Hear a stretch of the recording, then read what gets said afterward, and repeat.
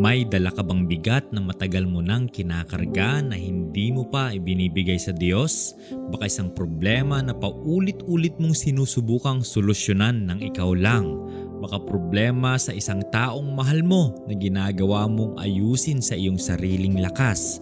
Baka isang sitwasyon na hawak-hawak mo ng mahigpit dahil takot kang bitawan.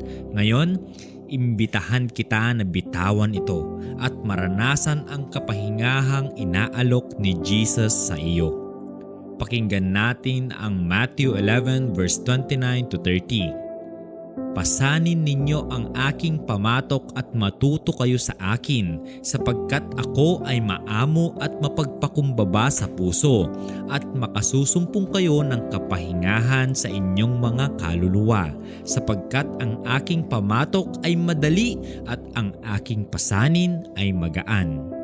Pansin mo? Hindi sinabi ni Jesus na huwag nang magdala ng anuman. Sinabi niya, pasanin ninyo ang aking pamatok. Ibig sabihin, palitan ang iyong mabigat na pasanin ng kanyang magaan na pasanin. I-trade mo ang iyong bigat para sa kanyang kapayapaan. Ang pamatok sa panahon ni Jesus ay isang kahoy na inilalagay sa lieg ng dalawang hayop para magtrabaho ng magkasama.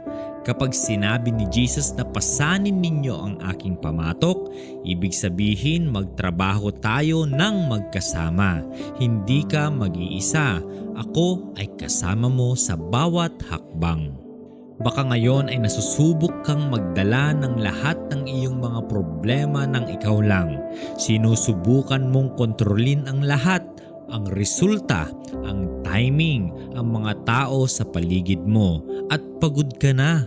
Pagod sa pagtatangkang hawakan ang lahat. Ang pagsuko sa Diyos ay hindi kahulugang wala kang gagawin. Ibig sabihin, gagawin mo ang iyong bahagi at hahayaan mo ang Diyos na gawin ang kanyang bahagi. At ang kanyang bahagi lagi at palaging mas malaki kaysa sa iyong bahagi.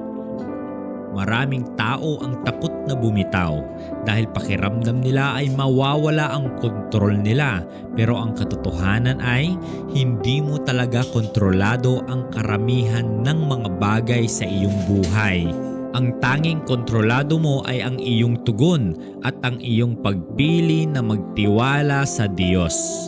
At kapag binitawan mo na, kapag sinabi mo sa Diyos, Panginoon, ikaw na ang bahala, mararanasan mo ang isang uri ng kapahingahan na hindi mo mahanap sa kahit saan pa. Ang kapahingahang sinabi ni Jesus, ang kapahingahan ng kaluluwa. Narito ang isang bagay na subukan mo ngayon, isang bagay na matagal mo nang kinakarga, isang problema, isang relasyon, isang sitwasyon na alam mong kailangan mo nang bitawan sa Diyos. Ngayon, habang naririnig mo ito, sabihin mo sa Diyos, Panginoon, ibinibigay ko ito sa iyo. Hindi ko nahahawakan ito. Ikaw na ang bahala. Hindi mo kailangang marinig ang sagot ngayon. Hindi mo kailangang makita ang solusyon ngayon.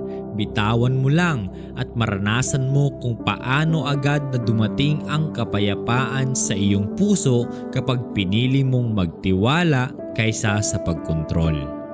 Manalangin tayo. Panginoong Hesus, ngayon ibinibigay namin sa iyo ang lahat ng aming dala. Ang mga bagay na matagal na naming kinakarga ng mag-isa. Ang mga sitwasyong sinubukan naming kontrolin. Ang mga taong sinubukan naming ayusin. Ibinibigay namin ito sa iyo. At pinipili naming magpahinga sa iyong pamatok na madali at magaan. Salamat na hindi ka kailanman nagpapabaya. Sa pangalan ni Jesucristo. Amen. Tandaan, ang pasanin ni Jesus ay magaan. Bitawan mo na ang iyong mabigat na dala at hayaan mo siyang magdala para sa iyo. I-share mo ang video na ito sa isang taong kailangang matutong bumitaw ngayon. Mag-subscribe sa Voice of Hope, bagong Bible Meditation tuwing Lunes, Miyerkules at Biyernes. Hanggang sa muli, mahal kayo ng Diyos.